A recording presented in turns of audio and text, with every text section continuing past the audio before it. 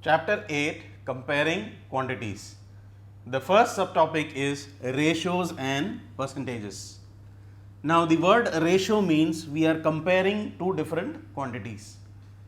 So here we have three examples before us. The first is we have to find the ratio of 15 kilometer to 30 kilometer, 5 meter to 10 kilometer and 50 paisa to rupees 5. In the first case, we observe that the unit is same. This is also kilometer and this is also kilometer, but in the others the units differ. So before solving any sum, we have to ensure that the units have to be same. So in the first case, since the units are same, we can directly find out the ratio of the two numbers, that is 15 upon 30. We can cancel this, 15 ones are and 15 twos are. So this becomes 1 by 2, which is the same as 1:2. So we get the answer directly. But if we look at the second and third, here it is meter and here it is kilometer. So either we have to convert the meter to kilometer or the kilometers to meter. So for converting this, we should know that 1 kilometer is equivalent to 1000 meters. So therefore, as per the question, 10 kilometer becomes 10 multiplied by 1000.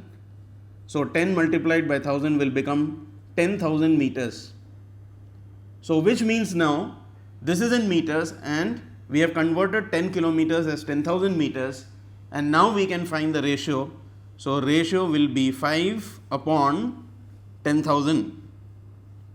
We can cancel this by 5. 5 ones are 5 and 5 goes 2000 times here. So the ratio becomes 1 upon 2000, or it is equivalent to 1:2000. Always remember that when we are finding out the ratios, there will be no units. Ratio is independent of units because both the quantities will have the same unit and they will get cancelled. For example, here this is in kilometer and this is in kilometer, so the kilometer gets cancelled. Here we have converted the kilometers into meters. So this is in meters and this is in meters, so the meter gets cancelled, and therefore ratio will have no units. See the next one, 50 paisa to rupees 5. Now when we consider this, here the units are different. We will have to convert the rupees to paise. So here we know that 1 rupee is equivalent to 100 paise, and therefore we can say that in this question rupees 5 is equivalent to 500 paise. And now we have this in paise and this in paise, so we can find out the ratio. The ratio will be 50 upon 500. 50 upon 500, so 0 gets cancelled. So we get 1 by 10, or we can say the ratio is 1:10. So the unit conversion is of utmost importance here in these type of questions. So if we are not sure of the conversions, it is a good idea that you revise these conversions.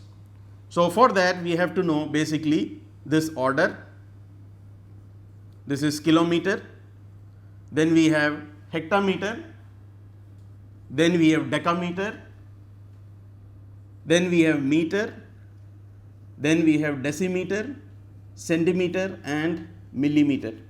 So this is the conversion. That means if I write here 1 centimeter is equivalent to 10 millimeter, 1 decimeter is equal to 10 centimeter and equal to 100 millimeter, 1 meter is equal to 10 decimeter, it is equal to 100 centimeter or 1000 millimeter.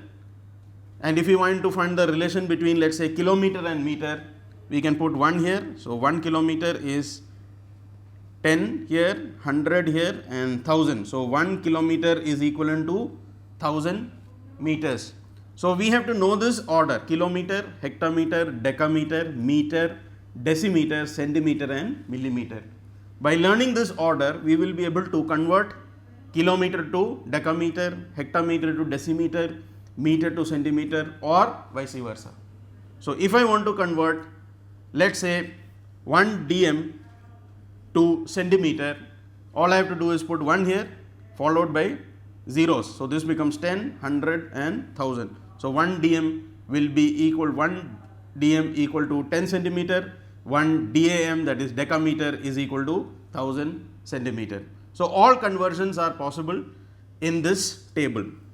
And an easy way to remember this order is King Henry died, mother didn't cry much.